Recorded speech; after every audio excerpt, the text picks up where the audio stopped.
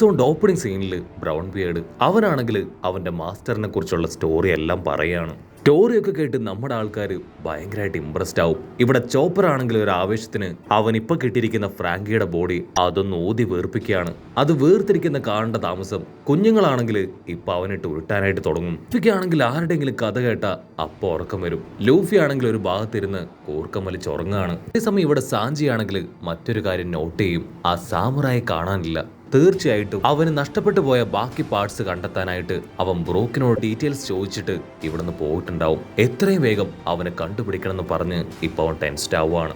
സാഞ്ചി ആണെങ്കിൽ ഈ കാര്യം ലൂഫിയോട് പറഞ്ഞ് ഇപ്പൊ അവനെ തേടി അവർ രണ്ടുപേരും പോവും. നാമിക്കാണെങ്കിൽ ഭയങ്കരമായിട്ട് ടെൻഷൻ ആവും. കാരണം അവളുടെ ബോഡി ഇപ്പോൾ ഉള്ളത് സാഞ്ചിയുടെ കയ്യിലാണ്. സോ അവളാണെങ്കിൽ സോറോയെ കൂടെ ഇപ്പൊ അവളുടെ ബോഡി പ്രൊട്ടക്ട് ചെയ്യാനായിട്ട് പറഞ്ഞയക്കും. സോറയാണെങ്കിൽ സാഞ്ചിയുടെ അടുത്തേക്ക് പോയി എപ്പോഴത്തേതും പോലെ പൊരിഞ്ഞ അട്ടിയിടി ബഹളം. നാമിക്ക് കലി കയറി ബ്രൂക്കിന്റെ തലയിൽ ആഞ്ഞൊരു ഇടിയൊക്കെ കൊടുത്തായിരിക്കും അവള് പറഞ്ഞയക്കുക. മറ്റൊരു ഭാഗത്ത് ആ കുഞ്ഞുങ്ങളാണെങ്കിൽ ഹാപ്പി ആയിട്ട് കളിച്ചുകൊണ്ടിരിക്കുകയാണ്. ചോപ്പർ ആണെങ്കിൽ അവരെ ചെക്ക് ചെയ്യാനായിട്ട് തുടങ്ങും. ഇവർക്ക് എന്തെങ്കിലും അസുഖം ഉണ്ടോയെന്ന് ഇവരുടെ സ്വെറ്റിലൂടെ എനിക്ക് മനസ്സിലാക്കാൻ കഴിയുമെന്ന് പറഞ്ഞ് അവരുടെ എല്ലാ സ്വെറ്റ് കളക്ട് ചെയ്ത് അവൻ ചെക്ക് ചെയ്യാണ്. അതേസമയം അതിലൊരു കുഞ്ഞ് ഇപ്പൊ ചോപ്പറിനോട് ചോദിക്കും, എനിക്ക് എൻ്റെ വീട്ടിലേക്ക് പോകാൻ പറ്റുമോ, എൻ്റെ അമ്മയും അച്ഛനെയും എനിക്ക് കാണാൻ പറ്റുമോ. ഉടനെ ചോപ്പറിന്റെ ബോഡിയിലുള്ള ഫ്രാങ്കി ആണെങ്കിൽ ആ കുഞ്ഞിനെ സമാധാനിപ്പിക്കും. നിങ്ങൾ വിഷമിക്കണ്ട, തീർച്ചയായിട്ടും നിങ്ങളെ സേഫായി തിരികെ എത്തിക്കും. കട്ട് ചെയ്ത ആ കുട്ടികളിൽ ഒരു കുട്ടി ഇപ്പോ വളരെ ഡിഫറെന്റ് ആയിട്ട് പെരുമാറാൻ തുടങ്ങും. അവൻ ഒരുപാട് ദേഷ്യപ്പെട്ട് അവന്റെ കയ്യിലുണ്ടായിരുന്ന ഐസ് ബോൾസ് ഒക്കെ വലിച്ചെറിഞ്ഞ് നിലവിളിക്കാനായിട്ട് തുടങ്ങും. നമ്മുടെ ആൾക്കാർ കാര്യം അന്വേഷിക്കും. അവനാണെങ്കിൽ വിളിച്ചു പറയും, എനിക്ക് ബ്രീത്ത് ചെയ്യാൻ പറ്റുന്നില്ല, എനിക്ക് വേദനിക്കുന്നു എന്ന് പറഞ്ഞ് അവൻ കരയാൻ തുടങ്ങും. അവന് തൊട്ടു പിന്നാലെ ബാക്കിയുള്ള കുഞ്ഞുങ്ങളിലും അതേ ലക്ഷണം കാണാനായിട്ട് തുടങ്ങും. ചോപ്പർ അവൻ ടെസ്റ്റൊക്കെ ചെയ്ത് എന്തോ ഒരു റിയാക്ഷൻ കണ്ട് അങ്ങനെ ഷോക്കായിട്ട് നിൽക്കുകയാണ്. ചോപ്പറിനാണെങ്കിൽ കാര്യം പിടികിട്ടും. അവൻ ആ കുഞ്ഞുങ്ങളോട് ചോദിക്കും, നിങ്ങൾക്കിപ്പോൾ എന്താ വേണ്ടേ? അതിനാ കുഞ്ഞുങ്ങൾ പറയും, ഞങ്ങൾക്കിപ്പോൾ വേണ്ടത് ഞങ്ങളുടെ ബോസ് തരുന്ന ആ ക്യാൻഡിയാണ്, അത് കഴിച്ചാൽ ഞങ്ങൾ നോർമൽ ആവും. ചോപ്പറാണെങ്കിൽ സ്ട്രെയിറ്റ് ആയിട്ട് ആ ബ്രൗൺ ബിയേർഡിന്റെ അടുത്തേക്ക് വരും. സത്യം പറയും, നിങ്ങൾ ഈ കുഞ്ഞുങ്ങളെ എന്താ ചെയ്യുന്നേ? ഇവരുടെ ബോഡിയിൽ നിങ്ങൾ എന്തൊക്കെയോ ഇഞ്ചെക്ട് ചെയ്തിട്ടുണ്ട്, അതുകൊണ്ടാണ് ഇവരെങ്ങനെയായി തീർന്നത്. ഇവർക്ക് മറ്റൊരു അസുഖവും ഇല്ല. ബ്രൗൺ ബിയേർഡ് പറയും, അയ്യോ ഇല്ല ഇല്ല, എനിക്ക് എന്താണെന്ന് അറിയില്ല. പക്ഷെ അദ്ദേഹം ഒരിക്കലും ബാഡ് ആയിട്ടുള്ള കാര്യങ്ങൾ ചെയ്യില്ല എന്ന് എനിക്ക് നല്ല ഉറപ്പാണ്. ഈ കുഞ്ഞുങ്ങളെ രക്ഷിക്കാനാണ് അദ്ദേഹം ശ്രമിച്ചത്. ഇത്രയും കാലവും അദ്ദേഹം ഇവർക്ക് ട്രീറ്റ്മെന്റ് കൊടുക്കുകയാണ്. ഞാനൊരിക്കലും അദ്ദേഹത്തെ തള്ളി പറയില്ല എന്നൊക്കെ പറഞ്ഞ് ബ്രൗൺ ബിയേർഡ് ആണെങ്കിൽ വീണ്ടും അവന്റെ ബോസിനെ പ്രൈസ് ചെയ്ത് സംസാരിക്കും. ആ കുഞ്ഞുങ്ങൾക്ക് ഇന്നത്തെ ട്രീറ്റ്മെന്റ് കിട്ടിയിട്ടില്ല, അതുകൊണ്ടാണ് അവർ ഇത്രയും കഷ്ടപ്പെടുന്നത്. എന്റെ ബോസ് ഒരു സയന്റിസ്റ്റ് ആണ്, അദ്ദേഹം ഈ കുഞ്ഞുങ്ങളെ സഹായിക്കാനാണ് ശ്രമിക്കുന്നതെന്ന് പറഞ്ഞ് അവൻ ആ കുഞ്ഞുങ്ങളെ നോക്കും. കുഞ്ഞുങ്ങളുടെ അവസ്ഥ കൂടുതൽ കൂടുതൽ ബാഡ് ആവുകയാണ്. അതിന് ചോപ്പറാണെങ്കിൽ ദേഷ്യപ്പെട്ട് പറയും, നിന്റെ ആ സയന്റിസ്റ്റ് ഡോക്ടർ, അദ്ദേഹം ഒരു കെമിക്കല് ആ കുഞ്ഞുങ്ങളുടെ ബോഡിയിൽ ഇഞ്ചെക്ട് ചെയ്തിരിക്കുകയാണ്. ഇത് വളരെ ടാലന്റഡ് ആയിട്ടുള്ള ഡോക്ടേഴ്സിന് മാത്രം കിട്ടുന്ന ഒരു പെർമിഷനാണ്. അത് ആക്ച്വലി രോഗങ്ങൾ ക്യൂർ ചെയ്യാൻ ഉപയോഗിക്കുന്നതാണ്. പക്ഷെ അത് അൺനെസസറി ആയിട്ട് ഉപയോഗിച്ചു കഴിഞ്ഞാൽ ഇതുപോലുള്ള ബാഡ് ആയിട്ടുള്ള അവസ്ഥയിലേക്ക് ഈ കുഞ്ഞുങ്ങൾക്ക് ദിവസവും ഇഞ്ചക്ഷൻ എടുത്തെടുത്ത് ഈ കുഞ്ഞുങ്ങൾ അതിന് അഡിക്റ്റ് ആയിരിക്കുകയാണ്. നിങ്ങളിത് ചെയ്തത് വളരെ വലിയ തെറ്റാണ്. ഈ കുഞ്ഞുങ്ങളോട് നിങ്ങളിത് കാണിക്കാൻ പാടില്ലായിരുന്നു എന്ന് പറഞ്ഞ് ദയയോടുകൂടെ അവൻ കുഞ്ഞുങ്ങളെ നോക്കും. കുഞ്ഞുങ്ങളാണെങ്കിൽ നിർത്താതെ ബഹളം വെക്കുകയാണ്. അത് കേട്ട് ലൂഫി ചോദിക്കും, വിരോധമില്ലെങ്കിൽ ആ ക്യാൻഡി അത് ഞാൻ കണ്ടുപിടിച്ചുകൊണ്ട് വന്ന് ഇവർക്ക് കൊടുക്കട്ടെ. അതിന് ചോപ്പർ പറയും, ഒരു കാരണവശാലും അതിന് കൊടുക്കാൻ പാടില്ല.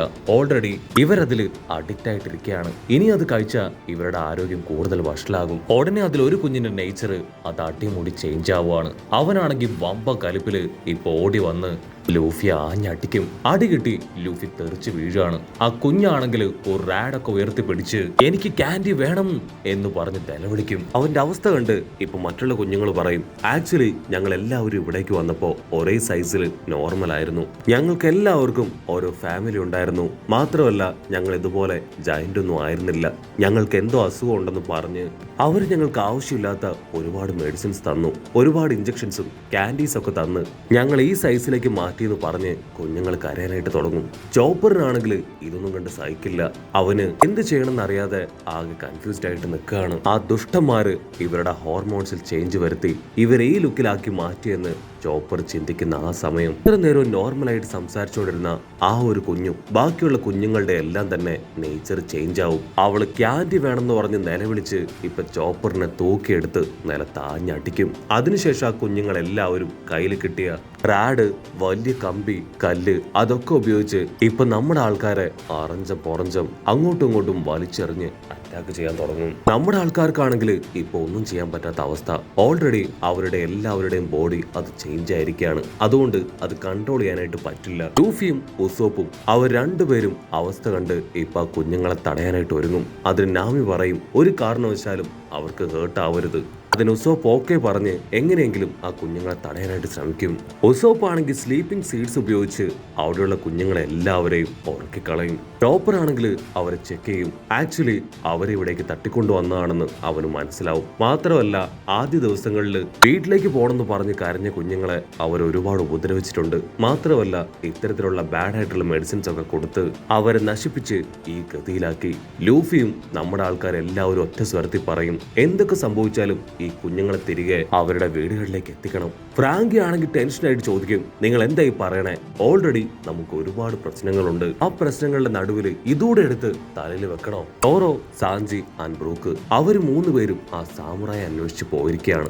അത് ലൂഫി പറയും കുഴപ്പമില്ല, ഈ മാസ്റ്ററിനെ കണ്ടുപിടിക്കുകയാണെങ്കിൽ ഇതിനുള്ള സൊല്യൂഷൻ കിട്ടും. സോ മാസ്റ്ററിനെ ഞാൻ കണ്ടുപിടിക്കാതെ പറയും. ചോപ്പർ പറയും ഞാൻ ഈ കുഞ്ഞുങ്ങൾക്ക് കാവലിരിക്കാം, എന്നെ കൊണ്ട് പറ്റും പോലെ ഞാൻ എന്തെങ്കിലും ട്രീറ്റ്മെന്റ് ഇവർക്ക് കൊടുക്കാൻ ശ്രമിക്കാം. അതിന് നാമിയും പറയും ചോപ്പറിന് കൂട്ടായിട്ട് ഞാനും ഇവിടെ തന്നെ ഇരിക്കാം.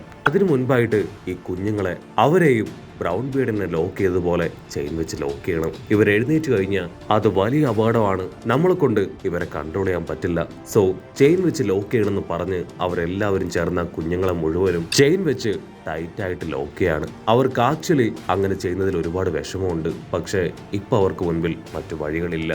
ലൂഫിക്കാണെങ്കിൽ അവരെല്ലാം പരസ്പരം എക്സ്ചേഞ്ച് ആയിട്ടിരിക്കുന്നത് ഭയങ്കരമായിട്ട് ഇഷ്ടാവും. മറ്റൊരു ഭാഗത്ത് ബ്രൗൺ ബിയേഡ് അവരാണെങ്കിൽ ഇപ്പോഴും അവന്റെ മാസ്റ്ററിനെ തന്നെ ഉറച്ചു വിശ്വസിക്കുകയാണ്. തീർച്ചയായിട്ടും എന്നെ രക്ഷിക്കാൻ മാസ്റ്റർ വരും. അങ്ങനെ ബ്ലാക്ക് ഔട്ട് ചെയ്ത ഇപ്പോ ബ്രൂക്കിനെ ടീമിനെ കാണിക്കും. അവരാണെങ്കിൽ ആ സാമുറായി അന്വേഷിച്ച് പോവാണ്. അപ്പൊ ബ്രൂക്ക് ആണെങ്കിൽ എന്തോ ഒരു കാര്യം കണ്ട് ഷോക്കാവും. അത് മറ്റൊന്നുമല്ല, വലിയൊരു കാൽപ്പാട്.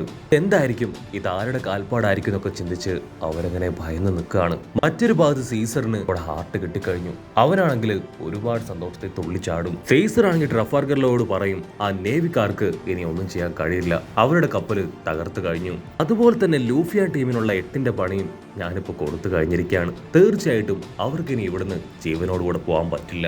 മാത്രമല്ല ആ കുഞ്ഞുങ്ങളെ ഓർത്തും നീ ടെൻഷൻ ആവേണ്ട ആവശ്യമില്ല. അവരെ കൂട്ടാനൊന്നും പോയില്ലെങ്കിലും അവർ തനിയെ ഇവിടേക്ക് എത്തും.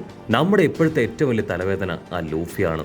അവനെ തകർക്കാൻ 2 ഭീമൻ ജയൻസിനെ ഞാൻ ഓൾറെഡി ഏർപ്പാടാക്കി കഴിഞ്ഞു. അവന്റെ കാര്യം അവർ നോക്കിക്കോളും. അവിടുന്ന് അങ്ങനെ ബ്ലാക്ക് ഔട്ട് ചെയ്ത ആ 2 ജയൻസിനെ കാണിക്കും. അവരുടെ കാൽപ്പാടാണ് തൊട്ടു മുൻപേ ബ്രൂക്ക് കണ്ടത്. അപ്പൊ ലോങ് ഷോട്ടിലായിട്ട് സാഞ്ചി, സോറോ, ബ്രൂക്ക് അവർ 3 പേരും ഇപ്പൊ ബോധമില്ലാതെ കിടക്കുകയാണ്. നമ്മുടെ ആൾക്കാര് അങ്ങനെ ബോധമില്ലാതെ കിടക്കുന്നതോട് കൂടെ ഈ ഒരു എപ്പിസോഡും അവസാനിക്കുന്നു.